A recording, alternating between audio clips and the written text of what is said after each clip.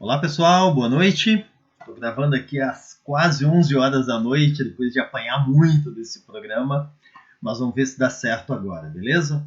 O objetivo é comentar sobre o capítulo 1 de Apocalipse, tá bem? Nós vamos ler Apocalipse, um capítulo todo dia, e eu quero todo dia gravar um pequeno vídeo fazendo alguns comentários acerca do livro, tá bem? Como eu acho que eu não vou conseguir postar diretamente no grupo, eu devo colocar no YouTube ou no Face, mas enfim, eu acho que no YouTube vai ser melhor. E aí eu passo o link para vocês compartilhar, beleza? Vamos lá então? Apocalipse capítulo 1, beleza? Eu peguei aqui, ó, além das bíblias de estudo, ó, peguei aqui o Tio Champlin, tá? Tem muita coisa, tá? Cara, se você vai ler, estudar Apocalipse, é muita coisa, tá bem? Mas a ideia aqui é fazer algo, pegar bem leve, para a gente focar naquilo que é mais salutar, aquilo que é mais urgente a gente entender, tá bem? Depois, vocês tomando gosto, pode mergulhar mais fundo aí na literatura de Apocalipse. E eu começo falando sobre isso, que Apocalipse é, antes de tudo, um estilo literário, tá bem? Ou seja, nós temos a literatura apocalíptica, tá? Literatura apocalíptica. E aí nós temos vários modelos, vários tipos de literatura apocalíptica, mesmo entre os judeus, entre os cristãos e tudo mais, tá? Mas quando a gente fala de literatura apocalíptica, estamos falando de uma literatura que trata de coisas futuras, que estão, digamos, encobertas, né, que estão envolvidas em mistério, e esse texto vem trazê-los à tona. É por isso que Apocalipse significa também revelação, tá? Na sua Bíblia, talvez comece assim, né? Revelação de Jesus Cristo, tá? Então, o Apocalipse é revelação. Ele traz à tona, ele tira o véu, né? Ele desvela, ele revela aquilo que estava oculto, tá? É interessante porque muita gente trata Apocalipse como se fosse um livro misterioso, um livro fechado, um livro que não dá para entender, que não dá para compreender. Quando o próprio livro diz que aquilo é uma revelação, tá bem? Então, porque tem muita gente que fica caçando chifre na cabeça de cavalo, tá bem? Mas é isso. Então, Apocalipse é também um estilo literário, tá bem? E ele trata de escatologia, tá? Escatologia é uma palavra que vem do grego skatos, que quer dizer últimas coisas. Escatologia normalmente faz referência ao fim dos tempos, ao final do mundo, ao que vai acontecer no futuro, como as últimas coisas. Isso é escatologia. Quando você vê alguém falar de escatologia, ele está falando das doutrinas, dos ensinamentos que falam acerca do final do mundo, por assim dizer, tá bem?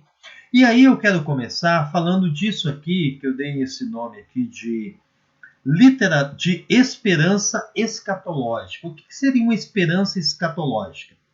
Escatologia, como eu acabei de falar, se refere ao final do mundo, ao fim do mundo, né? A como que isso vai acabar, como que essa história vai terminar. O que seria, então, uma esperança escatológica? Uma esperança escatológica é quando você vive esperando o fim, ou vive tendo em perspectiva, sem se esquecer de que essa história vai ter um final, né? A gente não está aqui para sempre, tá? A gente não vai simplesmente viver, morrer, e vai vir meu filho viver e morrer, o filho dele viver e morrer, e sem final, tá? A história caminha para um final, tá? É como se você estivesse vendo um filme. Quando você está assistindo o filme, você sabe que a cada minuto que passa, aquele filme está se aproximando do seu final, né? Você assiste o filme tendo a perspectiva do final, né? Às vezes você está assistindo o filme e pensa, cara, como é que esse negócio vai acabar? Né? O que vai acontecer no final? Tá? Então, isso é uma esperança escatológica. Quando você vive, quando você faz as coisas quando você toma decisões na sua vida, tendo em mente, tendo em perspectiva que haverá um final. O apóstolo Paulo, num dos discursos dele, em defesa dele, ele fala, se não me engano, com o rei Agripa, ele fala assim de que ele vive, ele vive como vive, porque ele sabe que Deus julgará vivos e mortos. Deixa eu ver se eu acho aqui rapidinho. Não. Ele fala assim, ó, eu vivo dessa maneira, aqui, ó, ele está lá diante de Félix, né, diante do governador Félix. Atos 24, 15, né, no 14 ele fala, né, eu confesso de que eu fui fiel, não fui desobediente à ordem que eu recebi e tal. E no verso 15 ele fala, tendo esperança em Deus, como também estes a têm, de que haverá ressurreição tanto de justos como de injustos. Por isso também me esforço para ter sempre consciência pura diante de Deus. Ou seja, Paulo vivia tendo em mente de que haverá a ressurreição de vivos e mortos. Ou seja, quando eu morrer, esse negócio não vai acabar. Não, meu amigo. A morte não é o fim.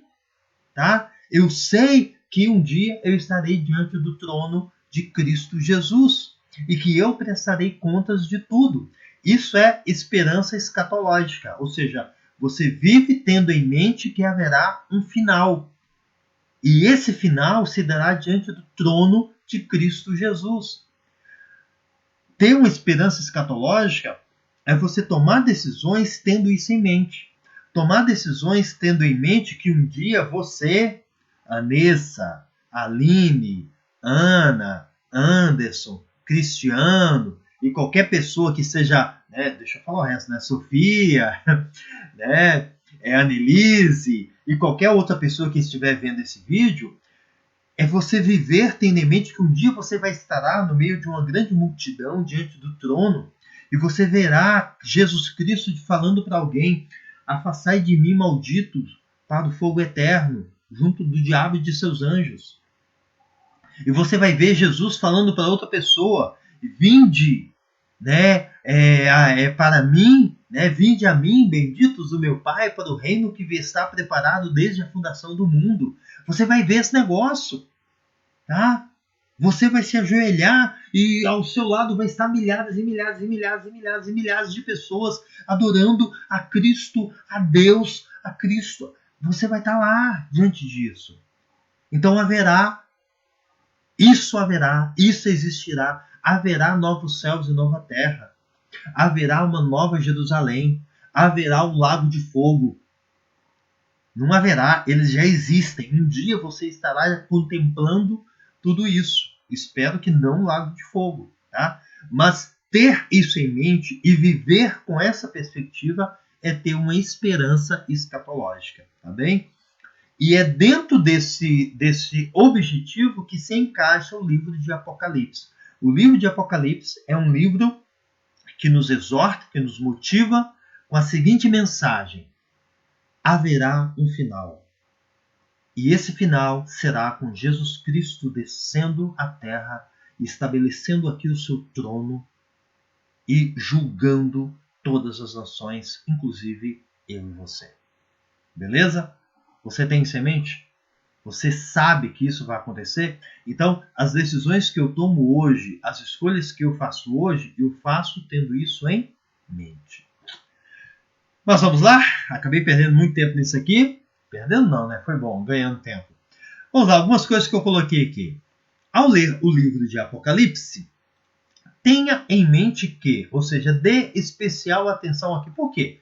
Porque, cara, quando você lê Apocalipse, você pode se distrair com muita coisa. Tá? Tem muita coisa legal, muita coisa interessante. Tem umas imagens muito loucas assim e tal. Você pode se distrair do que é a mensagem talvez mais importante do livro, tá bem? Então eu quero chamar a sua atenção para que quando você lê Apocalipse, você dê especial atenção a essas coisas aqui. Vamos lá? Deixa eu botar umas cores aqui bonitinhas para você não se esquecer. Legal? Então vamos lá. Em primeiro lugar, ao ler Apocalipse, dê especial atenção ao fato de que, em verde, ao amor e ao cuidado que Deus tem para com os seus servos. Cara, muita coisa vai acontecer, mas algo que não muda é o amor e o cuidado que Deus tem para com os seus servos. O livro de Apocalipse é um livro que foi escrito para mostrar o cuidado e o amor de Deus com a sua igreja, o cuidado e o amor de Deus com a sua vida. Tá? Em segundo lugar, dê especial atenção ao domínio que Deus tem,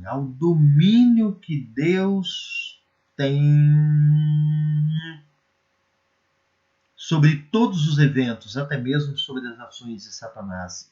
Deus é o gestor dessa coisa toda. Deus é o diretor.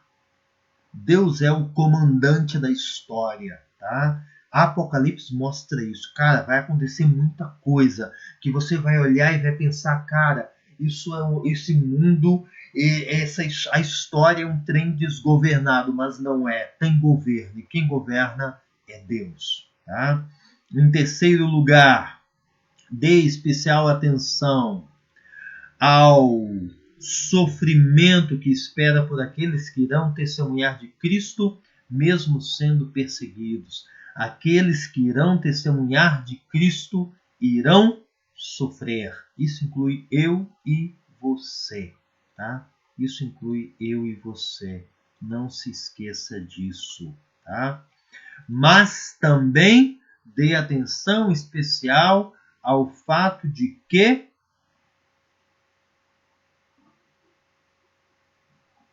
vou colocar no azul, cheguei aqui. Ao fato de que a derrota certa e irreversível de Satanás e seus aliados. Tá? Apocalipse fala do amor e do cuidado de Deus, fala do domínio de Deus, fala do sofrimento dos justos e fala da derrota certa e irreversível de Satanás. Tá? Satanás vai fazer muita coisa. Ele vai montar muita armadilha. Ele vai causar muito sofrimento. Mas a derrota dele é certa e irreversível. Tá bem? Mas também não se esqueça. Não se esqueça de quê? Do que você não pode se esquecer? Do juízo de Deus. Nossa, ficou tarja preta aqui. Do juízo de Deus sobre os ímpios. Tá? Os ímpios serão julgados por Deus. Tá?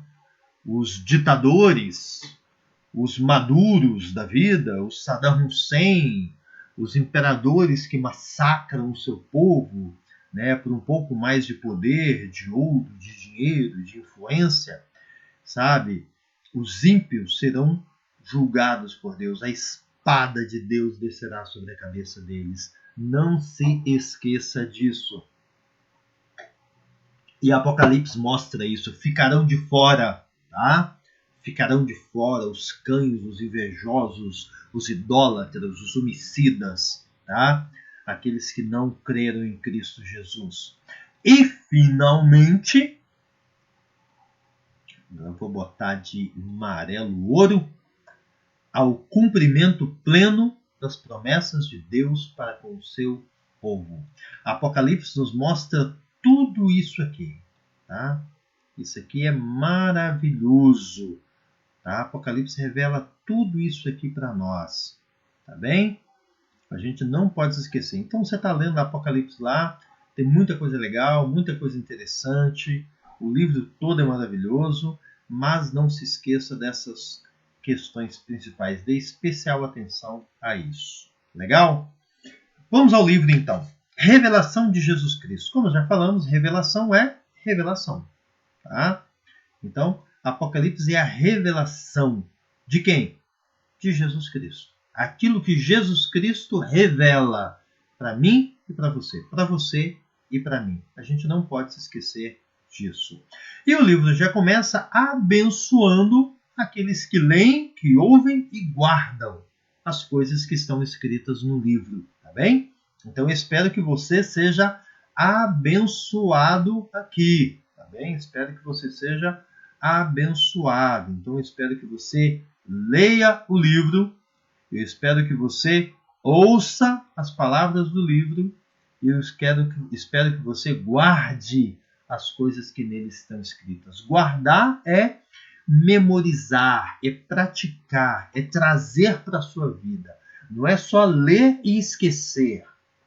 Não é só ouvir e deixar para lá. É ler, ouvir e guardar contigo.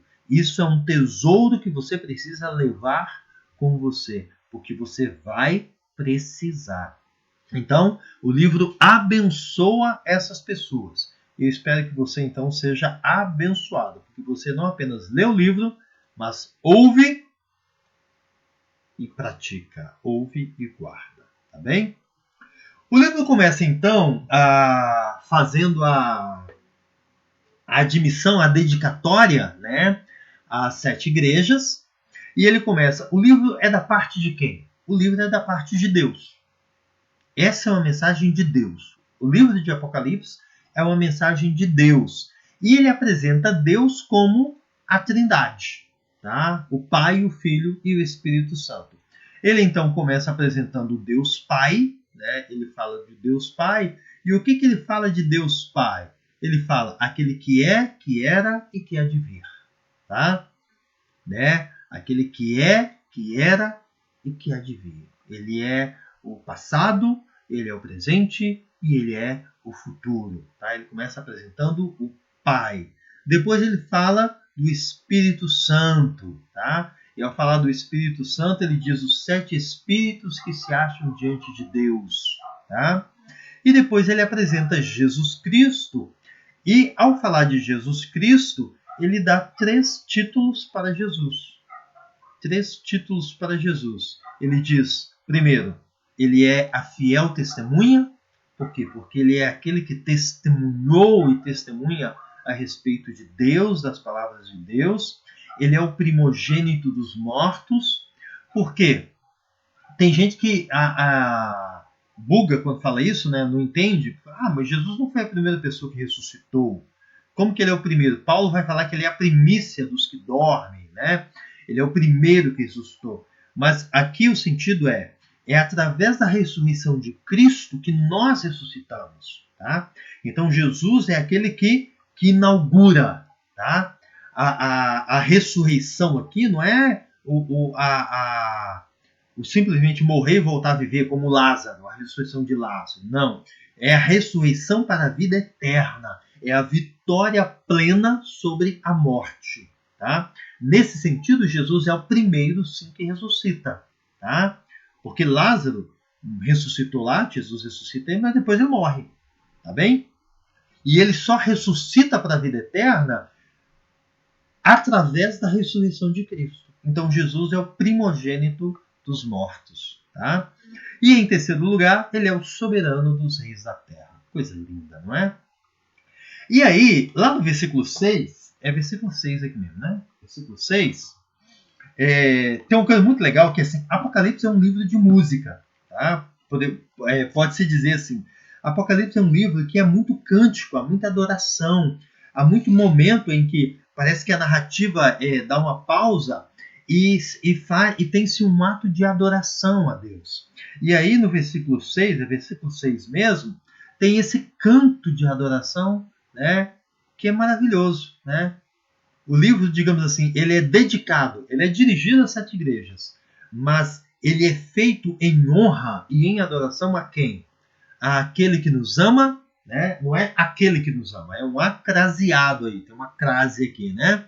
Àquele, ou seja, para aquele que nos ama e pelo seu sangue nos libertou dos nossos pecados e nos constituiu reino, sacerdotes para o seu Deus e Pai. A ele a glória e o domínio pelos séculos dos séculos. Amém. De quem que ele está falando aqui? De Jesus Cristo.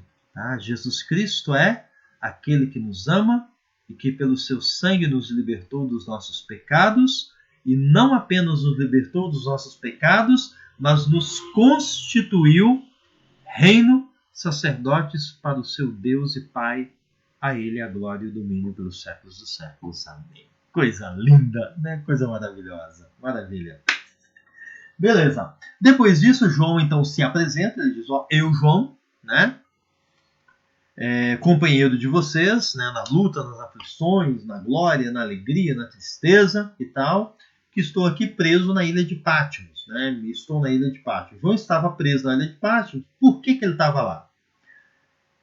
Ele estava na ilha de Patmos por causa da palavra de Deus e do testemunho de Jesus Cristo. Ou seja, porque ele pregava a palavra de Deus e dava testemunho de Cristo. Tá? A gente falou aqui no começo que ao ler o livro dê especial atenção ao sofrimento que espera por aqueles que irão testemunhar de Cristo mesmo e ser perseguidos, mesmo sendo perseguidos. Tá?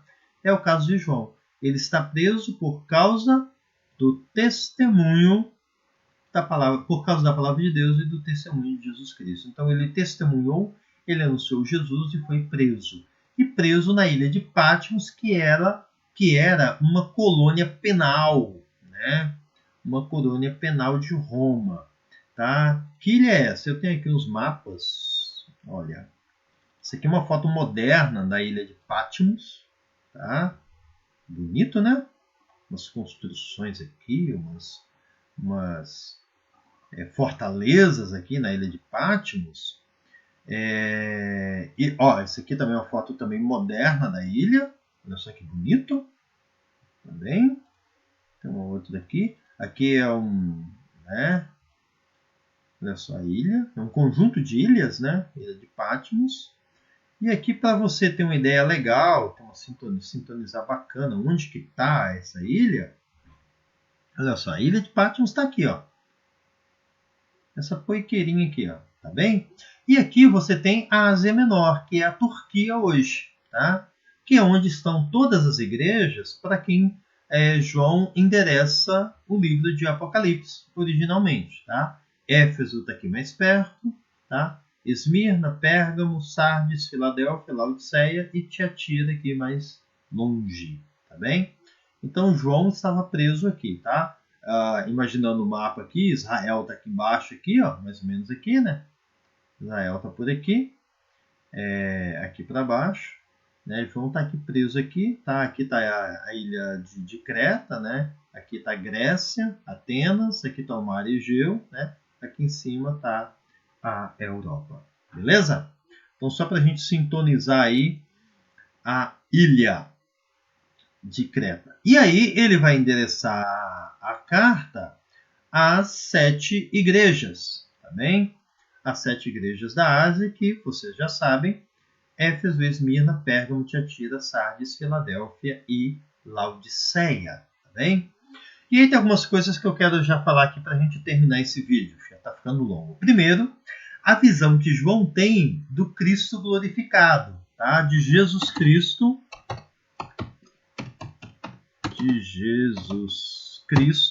glorificado, tá? Que está lá do versículos 12 a 16. Isso é muito legal, eu até vou pegar aqui para ler para você pode também ler na sua Bíblia, porque quando você lê isso, eu quero que você lembre, tenha em memória, que João, assim, eu falei que ia pegar bem leve com esse curso nosso aqui, né? Então não vamos entrar em questões mais polêmicas. Mas assim, há uma discussão muito grande acerca do autor de Apocalipse. Se é João o apóstolo, né, o apóstolo João, ou se é um outro João, né, um João chamado de um João ancião da igreja de Éfeso, que teria escrito Apocalipse, tá bem? Vamos imaginar, a posição clássica é que esse João aqui, tá? Esse cara aqui, é o João, né? O nosso João querido, é o apóstolo amado, né? É João, o discípulo amado, que esteve lá com ele na ceia, né? Que se recosta, né? No peito de Jesus e tudo mais, né? Que está sempre lá com Pedro, Tiago e João no barquinho e tal. Vamos imaginar que é ele. Cara, esse João conviveu com Jesus, lembra? Esse João andou com Jesus, esse João viu Jesus caminhando naquelas ruas, né, esburacadas, poeirentas, né, lá da Galileia, de Nazaré, né, das cidades lá de Cafarnaum, né? Esse João viu Jesus sendo açoitado, esse João viu Jesus sendo pregado na cruz, viu Jesus sangrando, esse João viu Jesus chorando, tudo isso. E agora, ele lá preso na ilha de Patmos, já bem velhinho, ele é levado aos céus em espírito, ele ouve a voz, uma voz grandiosa falando com ele. E aí, olha só o que acontece. No verso 12. Virei-me para ver quem falava comigo. Deixa eu abrir aqui. Ó, aqui vocês podem até acompanhar comigo melhor. Ó, versículo 12. Aqui, ó. Opa. Espero que dê para ver. Só depois eu vou poder olhar, né? Voltei-me, né? Virei-me para ver quem falava comigo. E voltando vi 7 candeeiros de ouro. E no meio dos candeeiros, um semelhante a filho do homem, com vestes talares e cingido à altura do peito com uma cinta de ouro. A sua cabeça e cabelos eram brancos como alva lã, como neve, os olhos como chama de fogo, e os pés semelhante a bronze polido, como que refinado numa fornalha. A sua voz era como voz de muitas águas, tinha na mão direita 7 estrelas, e da boca saía-lhe uma espada afiada de 2 gumes. O rosto brilhava como o sol na sua força. O rosto brilhava como o sol ao meio-dia. Cara, imagina isso. Cara, é o mesmo Jesus, mas agora Jesus glorificado. João conheceu, andou, caminhou, dormiu, levantou, viu Jesus em aparência em carne humana, Jesus humano, de carne e sangue. Agora ele vê Jesus glorificado. Cara, isso é muito louco. Gente, o céu vai ser maravilhoso. Imagina, tá? Imagina o espanto dele. Mestre, né? Agora Jesus está em sua glória. Jesus está em sua plenitude. Jesus está glorificado, maravilhoso. O rosto dele é como o sol ao meio-dia. Pensa que coisa maravilhosa. Pensa que coisa tremenda. Tá bem? Opa, tá dando um bug aqui. Mas vamos continuar só para terminar. E aí depois, o que acontece? Jesus faz uma descrição dele mesmo. Tá? Jesus faz uma descrição dele mesmo. Muito legal isso. Tá? E aí Jesus fala: não temas, eu sou o primeiro e o último, aquele que vive. Estive morto, mas eis que estou vivo pelos séculos dos séculos e tenho as chaves da morte e do inferno. Cara, lembra quando Jesus pergunta para os discípulos dele quem que as pessoas falam que eu sou? E aí os discípulos falam um monte de coisa, né? Ah, Jesus, eles falam que você é Elias, falam que você é João Batista, fala que você é Papai Noel, fala que você é tal, fala um monte de asneiras sobre Jesus. Aí Jesus pergunta para os discípulos: e vocês? Quem que vocês dizem que eu sou? Quem que vocês acham que eu sou? E aí Pedro levanta e fala, né? Tu és o Cristo, o Filho do Deus vivo. Lindo, maravilhoso. Mas agora Jesus não pergunta. Jesus fala: quem eu sou? Quem sou eu? E Jesus fala para João: eu sou o primeiro e o último. Opa, vou fechar aqui. Eu sou o primeiro e o último, aquele que vive, estive morto, mas eis que estou vivo pelos séculos dos séculos e tenho as chaves da morte e do inferno. É pouca coisa? É maravilhoso isso, cara, é maravilhoso. Coisa linda. A apresentação que Jesus faz dele mesmo. E aí, para terminar, Jesus termina falando com João, né? E o mistério das 7 estrelas e dos 7 anjos, né? Ele fala as 7 estrelas, das 7 estrelas e dos 7 candeeiros de ouro, né? Ele fala 7 estrelas são 7 anjos das 7 igrejas. E aí eu falei que eu não vou entrar em questões mais debatidas, né? Mas falam que, quem seriam esses anjos? São os líderes humanos, né? Os pastores humanos das 7 igrejas, né? Provavelmente não, até porque as igrejas naquela época, elas não tinham só um pastor, como normalmente hoje nós temos, né? Não, normalmente as igrejas tinham quase que um colegiado de pastores e presbíteros, tá? Pastores e presbíteros. Então, normalmente a liderança pastoral da igreja era múltipla, eram de várias pessoas e tal. Provavelmente o texto aqui está se referindo a anjos mesmo, seres celestiais, a anjos territoriais, tá? Que cuidavam daquela região onde estava aquela igreja, tá bem? Mas o foco que eu quero dar aqui é quando ele fala dos 7 candeeiros de ouro. Você sabe o que é um candeeiro? Um candeeiro é isso aqui, ó. Um candeeiro. Deixa eu abrir aqui, eu fechei sem querer. Um candeeiro é o que, quando eu era novo, na casa da minha avó, a gente chamava disso aqui, ó, de lamparina, tá? Aqui. Um candeeiro é isso aqui. É uma lamparina. Tá? Um lampião. Tá? Tem um som diferente aqui, não sei porquê. Mas é isso que é um candeeiro. Tá? Tem uma dona aqui, né? Com a lamparina na mão. Isso aqui é da minha avó. Tá? Mas isso é um candeeiro. Tá? Um candeeiro de ouro. E a Bíblia compara a igreja a um candeeiro. Isso é maravilhoso. Tá?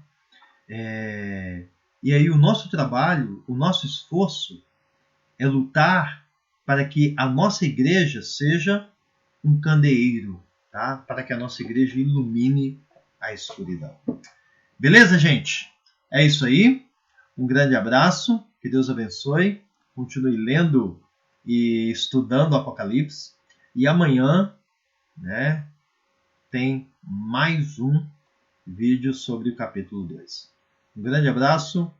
Que Deus abençoe.